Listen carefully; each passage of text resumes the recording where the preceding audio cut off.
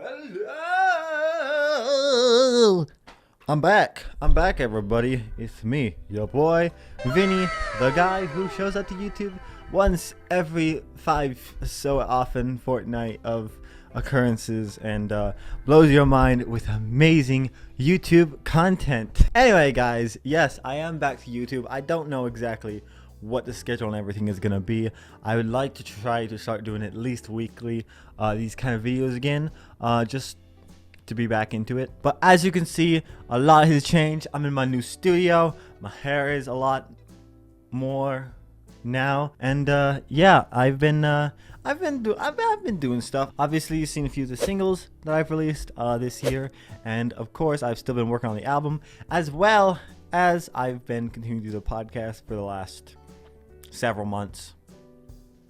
I believe it was April that I started that. Anyway, important thing is that I am back on YouTube now with some more content. So today, guys, we are going to be doing a random installation of reacting to my old videos. As you guys know, about a year ago, I did this series that was reacting to my old videos. The most recent one was Why Was a Blimey Cow ripoff.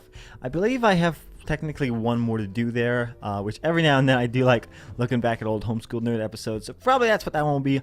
But today, guys, we are looking at a very obscure reference. If you were on the internet 6 years ago and you found me, I apologize. But now we can look back on it and laugh. So that's what we're doing now. Yes, I am talking about creation astronomy now. This was my creation science project that I did.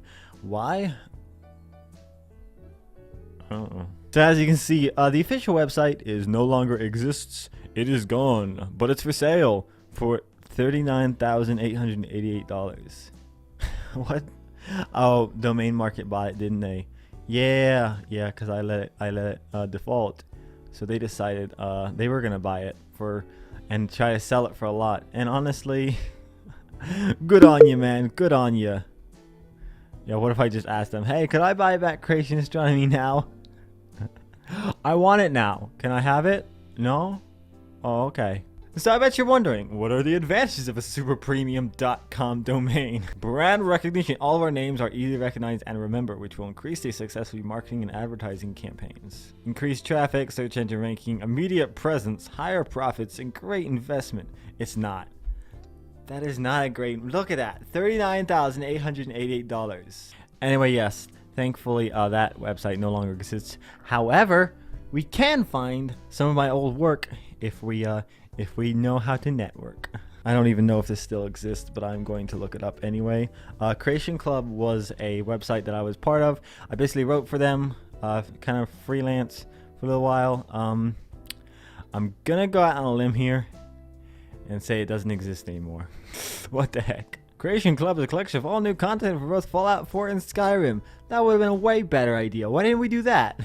Alright, Dave Rees Ministries is the group that ran this. Creation Club magazine. They still do that. Oh, maybe it was in .com.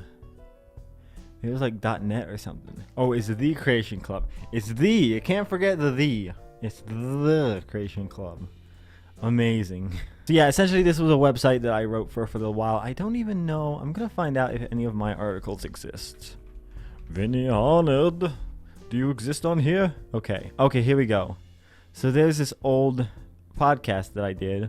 Astronomy a Waste of Money, where we had David Reeves himself on there. Where's your credentials? Okay, so this here's a great article I wrote. It's all about perspective. It's not pseudoscience, guys. It's just perspective. You gotta have a different perspective. There's a constant war going on between creationists and evolutionists today. Many Christians think that if we just give the atheists proof of God's existence, they would see the truth and believe. When I was younger, I also thought that this creation versus evolution debate could be won with more proofs. More evidence and more debates. We'll just let more proofs slide. I think I've reviewed this article before because that does ring a bell in my brain. Oh, déjà vu. This is a weird argument. Two people can see an animal from a distance and have two different opinions on what it is. One can say it's a horse, one can say it's a cow, but it's not until they can get up close to see what it is to see that it's a fallen tree. Cool. Cool. Cool. What I actually want to talk about today, though, was the YouTube channel, Creation Stormy Now, where it is the only place where you can see my old branding, which honestly, not that bad, not that bad. Exploring, defending, sharing. I can safely say we did at least one of those things. Creation Astronomy still exists, unfortunately. So, yeah. Hasn't tweeted anything since 2016. It has 394 followers. Why?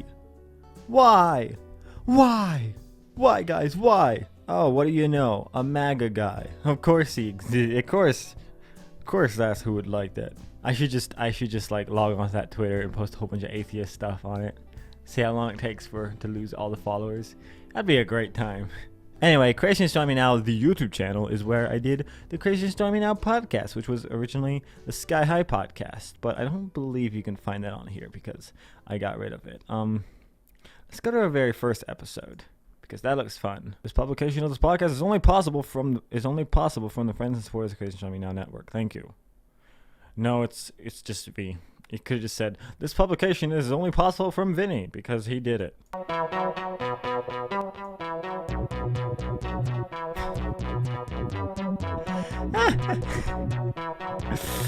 Oh my god. Oh my god. Welcome to the first edition of the Creation Astronomy Now show. I'm your host, Vinny Hart, and I'm joined by my brother, Joe. And we're really excited. Oh my god. Oh my god. Baby Vinny, baby Joe, what is this? What is this? This is a beautiful piece of history right here, guys. Can you even believe it? You know what? I shouldn't feel bad. There are so many homeschool people like me that did the same kind of thing. So you know what, Vinny? You know what? You be proud of yourself because you did a thing that a lot of people wouldn't do and probably shouldn't have done. And I still regret doing it. But thanks for trying. So essentially, this podcast was just trying to. I really wanted to make this thing a astronomy thing as well as a creation astronomy thing. So basically my idea was, hey, let me try to do normal astronomy stuff, like talk about stars and everything. But the problem is there wasn't very much there wasn't a very big audience for learning about astronomy from someone that didn't listen to most astronomers of the day, especially one that was 13 at the time. What would have this been? That was 8 years ago. So, yeah, 16. Gosh, really? That's what a 16-year-old looks like? I mean, maybe I just look young for my age. I'm 24 now. Do I look 24? You tell me. Anyway, let's jump ahead a year to Creation Astronomy Now, episode number 10. Hey, what's going on, guys? Vinny Harnett from CreationAstronomyNow.com here with Joe. Welcome.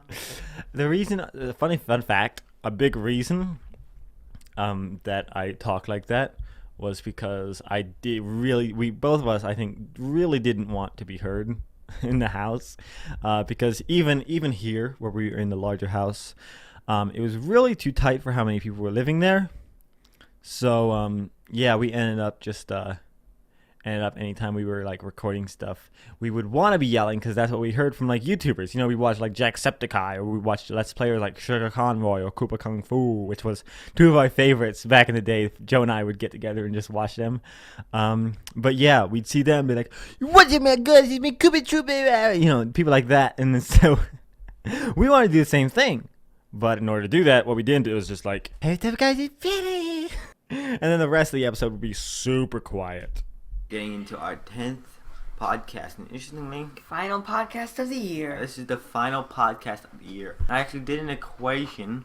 Not much of an equation, I just kind of figured out there are 52 weeks in a year. So when you figure that out, it's going to take about 2 years to get to our 100th podcast. So it's going to take quite some time. But anyway, in this podcast, we are going... Jesus, dude, write some notes or something. I know I'm ripping on a 16-year-old, but this was me as a 16-year-old, so it's all cool, okay? Don't worry, he can take it. Trust me. This here is the era where I started dressing up really nice and trying to emulate more creation people rather than the Let's Players that I watched. So instead of, like, the the t-shirt, which is now my signature look. I did the button up, which was too big for me, and a tie, which was it's a nice tie. Essentially, I believe this episode we were just talking about what we're going to the Creation Museum. I suspect we don't have much interesting stuff to say. Funny thing about this podcast is it's no wonder it didn't do very well, because it really just drug on and on. I'm trying to figure if there's any like interesting actual good content on there. Let's see if I say I have any points ever. Each little shirt, people are like, oh, those shirts, Vinny must get a lot of money from that. Actually, I believe like for these shirts I get $2 a shirt. Like for the Bowser Jr. mask. Okay, I'm talking about shirts right now. Figure that out. Oh, it's an agnostic. Okay, so he's an agnostic, but he still doesn't like us, and he thinks we're stupid. But anyway, here's what they said. Evolution deals with animals on Earth. Physics deals with planetary rotation. And what does the other mean by secular scientists? What does religion have to do with planetary rotation? In astrophysics, many things happen often but can be interpreted by passing objects, leading to unusual types of formations. There's no such thing as a secular scientist. I've been in the science my entire life, and I've never heard that term used until creationists recently started using it. And not all secular scientists are atheists either. Some, like me, are agnostic. If you can't get this fact straight, how can we believe you about anything else? The data and facts. As soon as that's a misspelled word. Okay, future tip for those of you who ever do podcasts. If you need to type up your notes, use a big font. I learned that the hard way, because things like this are they're a pain for people to listen to, especially. Imagine the person that left that comment had to listen to me try to read through it and understand it and answer it. Essentially, this whole episode is just trying to make the point that of what secular scientists are, and it's just a term that a term that creationists use to to kind of other anybody who doesn't agree with them. It's not a cool thing. It's not a cool thing to do, and of course, in the real world, we don't use this distinction because it just doesn't make sense. The idea of secular really only exists for philosophies, and let's see if I make any actual points. Let's see if we can actually hear them. Astronomy has nothing to do with evolution. Like, you should know, there's chemical evolution, there's evolution in animals within a kind, which is the kind we observe, and changes in animals between kinds. There's stellar evolution, which is the evolution of stars, solar systems, and all that stuff. And there is... Did I always say chemical evolution? I believe I did. Oh, it hurts, man. It hurts. I thought this would be easier. You know what? I thought I'd be disconnected enough from this guy that I wouldn't care. But it's just like, it's still like, this is harder than like reacting to somebody I don't know. But this is worse because it's me saying this stuff. It's like I'm used to making fun of people saying dumb stuff that are other people. That's easy. So anyway, that's about as much as I can take of creation astronomy now. Yeah, I'm not ashamed that I did this project, because like I learned a lot from doing these podcasts, but at the same time it kind of ruined science for me for a long time. Like, I think one of the big reasons why I lost interest in science was just because I realized I was doing the same stuff over and over again. I was, instead of like talking about actual science, this whole podcast was just trying to justify my frankly irrational ideas about, how science worked. Instead of talking about new discoveries in astronomy, we were talking about new discoveries and why they weren't legit, because we couldn't let the Big Bang be backed up by any evidence. Instead of talking about, physics, future of space travel, the current ongoing stuff going on, which we did a little bit, but there was always this kind of underlying theme of like, we're going to talk about distant starlight and how we can explain it within a 6,000-year-old universe. We're going to talk about, is NASA wasting money in space because we think we should use it for the gospel? It it really ruins science when you have to constantly be you know, making these justifications. Fortunately, times have changed. I have gotten to the point where science is fun again, and I've listened to I listened to here recently. I've been listening to a lot of audiobooks on science. I remember listening to like things like Through the Wormhole with Morgan Freeman, and then of course I believe Neil deGrasse Tyson. Well, he did the Cosmos. I think I saw maybe one episode of that. I'm not certain. But like when I watched those shows, I was excited because it was interesting. It was exciting. It was fun. And that's what science should be. But I felt like as I was steeping myself more and more into the creation science side of it, that wonder of science just wasn't there. Instead, it was how can we take the science and mash it all up and get it to fit in this little idea, in this little box. It's like, no, science, you don't run free. Galileo, you thinking this world is round and that it rotates around the sun? Heck's wrong with you? Nuh-uh, Galileo, you stop that. You stop that right now. Obviously, nowadays we've got plenty of people like Creation Today and Answers in Genesis running wild with this stuff, and they're being pretty successful. I mean, Ark Encounter seems to be doing just fine, although part of me wonders if that's just because they're tax deductible, and if they did have to pay their taxes, if they wouldn't do that well. But that's life. Many people, including scientists, don't really care about any of this. They don't care that these crazy people exist. They figure it's none of their business, and I respect that. I get that, but I am still scared that it threatens to send us into the dark ages. You know, back when science wasn't allowed to ask these questions, all of a sudden creation science is trying to get that back in place. I guess bottom line is, don't let your 2,000-year-old book stop you from asking questions. Use your brain. Use your brain.